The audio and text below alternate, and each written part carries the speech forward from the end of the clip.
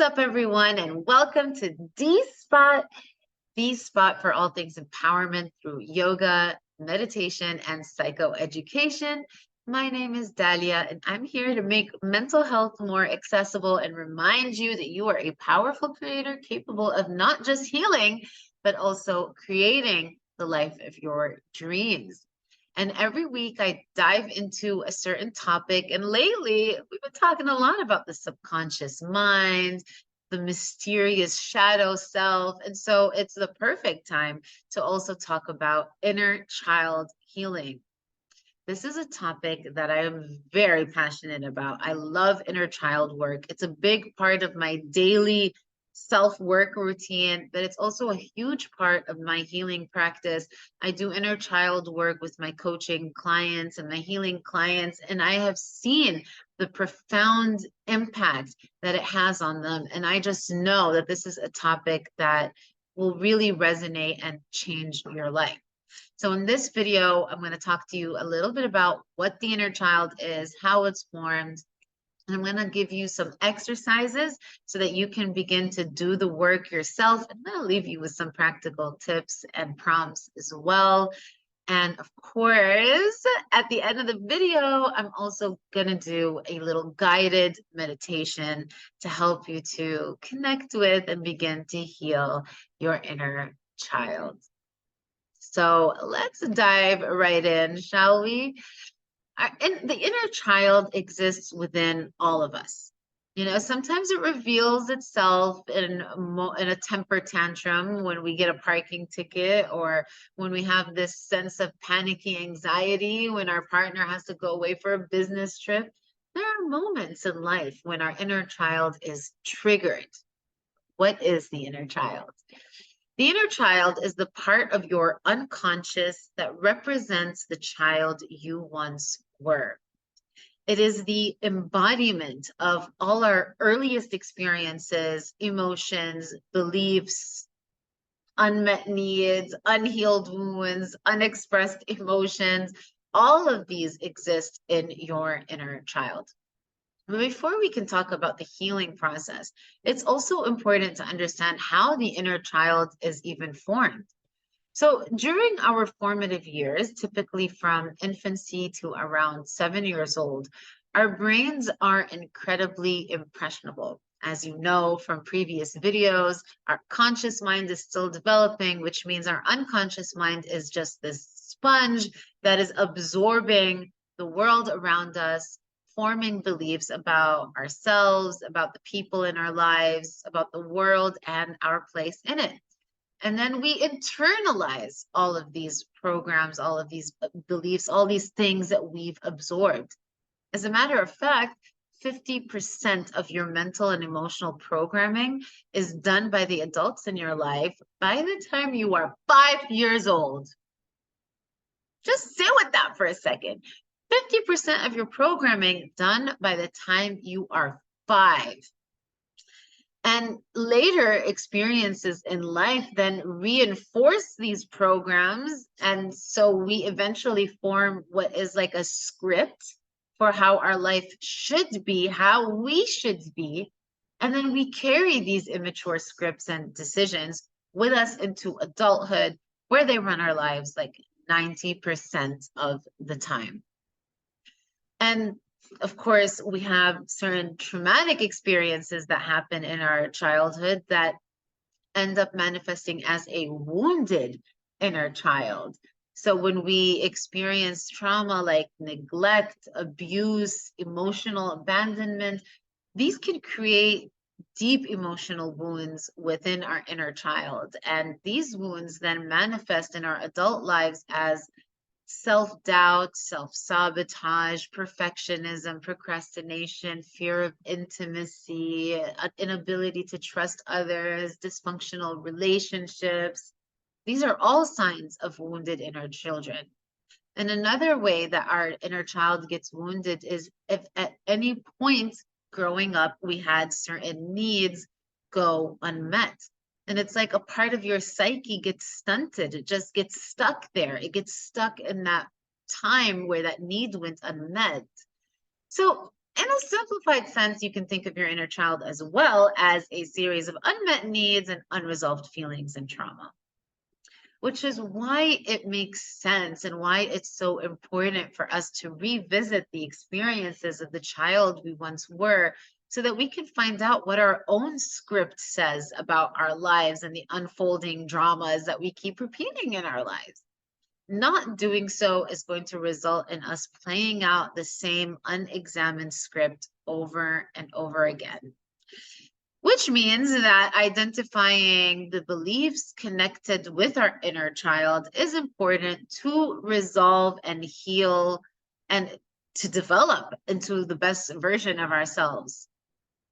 And so I want to start by sharing an exercise that I do and I teach in my Connecting with and Healing Your Inner Child workshop. You can actually find this workshop on my website. I will link it in the comment section. And you can download this workshop and begin to connect and heal with your inner child at your own pace. It's a self-study course, and it's filled with science, with tools that are derived from psychology, from neuro-linguistic programming, from psychoanalytics, and from mindfulness. So definitely check it out. It's a very powerful and transformative workshop, and it's filled with a lot of details. But for the sake of this video, I'm going to share with you one of the exercises that we do to connect with the inner child self. And basically, all you're going to do is first find a photo of yourself, preferably under the age of 6. And you're going to have this picture. I mean, I have this picture on my phone. And every time I look at this picture, it's just a reminder to connect with my inner child. But we're going to treat it almost like a meditative practice. So we're going to take this picture of ourselves, and ideally between the ages of 3 to 5. And we're going to take some time to meditate on this picture. We're really going to allow ourselves to look at our younger self. You'd be surprised already just by doing this exercise, the kinds of emotions that well up in you. So if you start to begin to feel these emotions, allow them to be there. Allow whatever arises to come up, because your emotions are your guide. And if you're feeling something, that's your inner child talking to you and trying to communicate. So we're looking at this picture, and you can ask yourself, what is the first thing that comes through my mind as I'm looking at this picture? Start writing it down. Let it be a subconscious stream of thought. What is the first thing that's coming up for you? It could be a thought, it could be an emotion. And again, regardless of how intense the feelings are, just breathe through it. Do what we call a continuous breath, which is inhaling and exhaling with no pause in between. And this is an especially helpful tool when you're navigating some heavy emotions. And it looks like this. Stuffy nose. So I'm breathing in and out of my nose. It's not so stuffy. And we're just no pause in between. And we're just going to allow all these feelings and thoughts to come up and to fade, to come up and to fade. And you're going to just notice whether any wounds reveal themselves. Let this child talk to you about how it's feeling. Is it wounded? Does it have a need that has gone unmet? Is there a trauma that it's stuck in? And imagine what this child would say to you. And again, start to subconsciously write down everything that you're getting. Don't overthink it. Don't introduce consciousness to it. Just let it be a stream of consciousness. And then some other questions. Once you get in this habit of connecting with your inner child, you can get in a habit of asking your child, what do you need? How can I be there for you? How can I give you what you need? And then based on the answers your inner child gives you, start providing those things. Start nurturing your inner child, indulging your inner child. And the more we do this and the more we practice it, the more safe our inner child is going to feel in revealing themselves to us. Which is why I have the picture of my inner child on my phone, because ooh, 222, did you see that? Synchronicity. Check on your inner child. That's your sign to check in on your inner child. But every time I do that, I just make it an intentional practice, even a few seconds, a few minutes a day. Hey, girl, what do you need? How can I give it to you? And I incorporate whatever it is, because the more we can meet our child's needs, the more we get them unstuck, and the more that they can also then move on, develop, and we're freeing up those mental resources as well. So the key is to create a loving environment within yourself, in your internal world, so that your inner child can feel safe to have that relationship with you as well. And I just want to take a second here and say that a lot of times when we talk about inner child healing, it tends to be in the negative context of a wounded inner child that requires healing. But just like that part exists within us, the positive aspects exist within us as well. The curiosity, the uninhibited, the fun, that part, the magical wonders of an inner child also exists as well. And as we focus on healing the negatives, it's also important to hone in on the positives as well. So you can ask yourself, what are some of the things that I love to do as a child? And how can I introduce more of that now? Like when I was a kid, I loved riding bikes. I liked climbing trees. I loved being out in nature. You better believe that I still do all those things as an adult. So make a list of your things that you like to do when you were a kid and find some ways to include playtime into your life today. So this is just one way to connect with our inner child. I'm going to share a few more so that you have some other practical tools to help you. I would recommend starting an inner child journal. This means dedicating a few minutes every day to write a letter to your younger self. Think of it as a love letter that we're writing our inner child. We're writing this letter for ourselves. We're going to offer our inner child love, understanding, reassurance. We're going to acknowledge the pain they went through. We're going to provide them with some comfort and support, the things they needed back then, but they weren't able to receive. And we're also going to allow our inner child time to respond, to express their feelings and concern. This dialogue, or this practice of writing your inner child a letter, having your inner child write one back to you, is a very powerful practice. So an inner child journal where you write your inner child a love letter, and then you write a response from your inner child as well. The second tool is through visualization and reparenting. So a lot of our work for inner child healing is actually in reparenting. So how to show up as our ideal parent, the parent that we needed back then and didn't get. And I just want to say, it's so important to mention this. We're not out here trying to blame our parents. This is not a blame game. Our parents did the best they could with the resources they had. Let's not forget that they were quite young, or they were another generation. I don't know how old your parents were, but like time, no? So they did the best they could with the resources we had. We forgive them and we send them all the love, but it is our responsibility to reparent ourselves, to embody this ideal parent, and to begin to heal and nurture our inner child and give them what they need. So in this visualization practice, you're just you're gonna close your eyes, begin to breathe deeply, and just imagine yourself as a child. You can also then, when you have that image of yourself as a child, visualize this ideal parent. It could be one of your parents, it could be yourself, it could be a guardian angel, it could be a totally made up figure, whatever it is, but this is your ideal parental or caregiver figure. All right. And then we're just going to actively visualize this figure embracing your younger self, providing her, him with all the love, safety, and understanding that your inner child craved. So, this reparenting visualization is just you bringing up your ideal parent and witnessing, visualizing them, giving your child self all the love that they needed back then. Another tool is creative expression and art therapy. It's a very fun way of doing the work, right? When we can explore creative expression through art. So using art supplies like crayons, paint, or even clay, you're going to create an image or a sculpture that represents your inner child.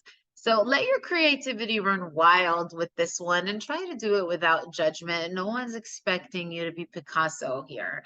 So just taking up whatever art form. But here's like a pro tip as well. If you are right-handed, try drawing or painting with your left hand. So use the opposite of your dominant hand to do the art, because that helps you access that part of your subconscious mind even easier.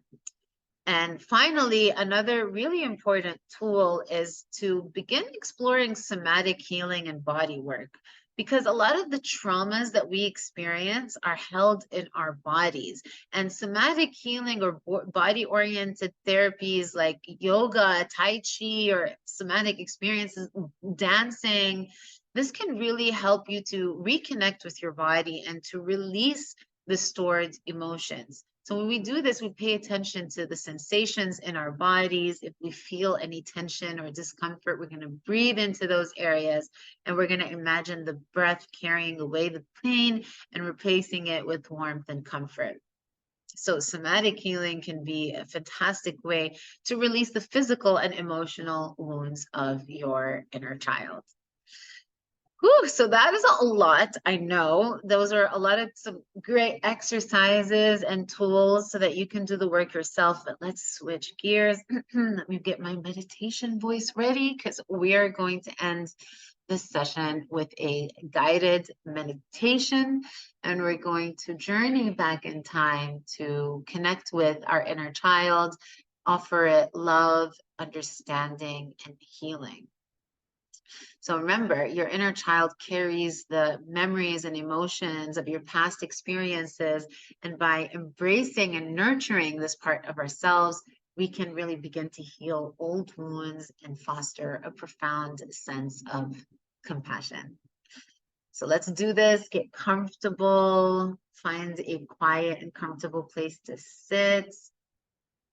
And if it feels safe to close your eyes, go ahead and let your eyelids close.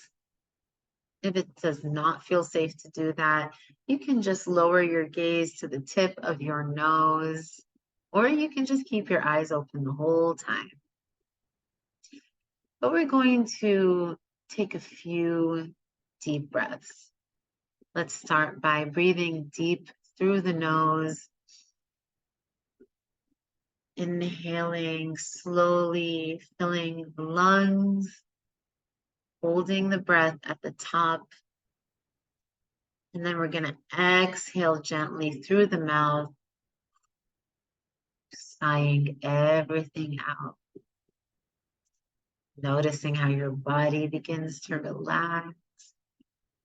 And we're going to do that 2 more times. So taking a deep breath in through the nose, inhaling slowly and mindfully, filling up the lungs, feeling your stomach expand. Hold the breath at the top, maybe drinking a little more in. And then open mouth, sigh it out, exhale. It helps to add an audible sigh. Feeling your body relaxing even further. 1 more. Inhale slowly through your nose. Holding it at the top. Inhaling a little more in. And then we're going to slowly exhale gently through the mouth. and releasing any tension or stress. Allowing your breath to return to normal.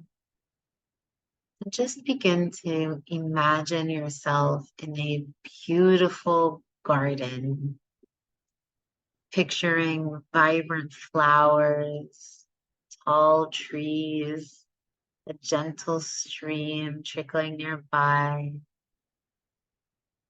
You can feel the warmth of the sun on your skin, softness of the grass beneath you. And as you explore this garden, you come across a small, radiant child representing your inner child. You're going to take a few seconds here to notice the age of your inner child, what they're wearing, what is the expression on their face. You're just going to take that radiant, beautiful inner child in. Maybe you begin to approach your inner child with a warm and loving smile. You gently kneel down to their eye level and let them know that you see them. Let them know that you understand what they're going through. And leave them with the message that their feelings are valid. It's so important to validate the emotions of your inner child. So let them know that their feelings are valid, and that you are here to offer love and healing. So getting a sense of what your inner child is needing in this moment. Maybe it's reassurance. Maybe they need to feel seen and they need to feel heard. So maybe you can experiment with certain words or acts of kindness here. You can remind your inner child that you are loved, you are safe, I am here for you. Just repeat those things. Sorry, I love you, I am here for you, you are safe. And as you create a space for your inner child to safely express their feelings, give them some time to express themselves. Listen and really hear what your inner child has to say. Listen with compassion, acknowledging any pain, any fear, any sadness that they carry. And just hold them close and let them know that they are not alone anymore.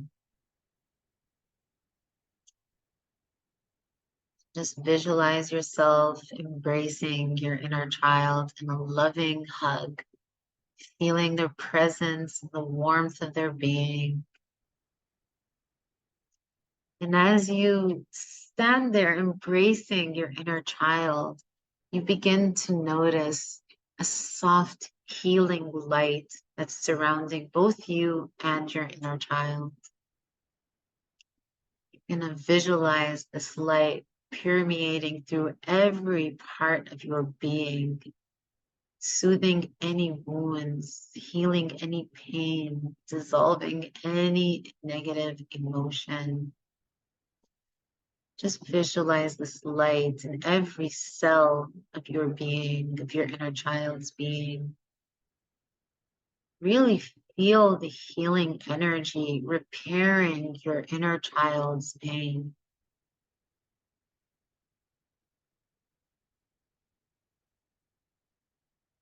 When you feel like that light has healed and soothed, you can say to your inner child, I forgive you for anything you blame yourself for. I love you just as you are. I'm here to protect and nurture you. You are worthy of love, happiness, and all the good things life has to offer. See what other affirmations your inner child might need. And as your inner child begins to glow with happiness, merge back into one being. Visualize yourselves becoming one. Feel the child's energy integrating with yours, filling you with a sense of wholeness and completeness. Express gratitude to your inner child for their resilience and their strength. Thank them for allowing you to reconnect, heal, and reassure them that this connection will continue. And know that you can return to this garden whenever you need to nurture your inner child. So let's take a few deep breaths here. Inhaling, feeling the love and healing energy within you. Exhaling slowly, integrating the healing. When you're ready, you can gently open your eyes, carrying the sense of peace and self-compassion with you throughout your day. Thank you. I hope you enjoyed that meditation. And as you embark on these practices, remember that healing your inner child is a journey of patience and self-compassion. Each step you take towards nurturing your inner child will bring you closer to emotional freedom and self-love. Just remember to be gentle with yourself and allow these practices to unfold organically. Thank you for joining me. If you found this video helpful, please like, share, and subscribe for more empowering content. Until then, take care and may your inner child find the love and healing they deserve.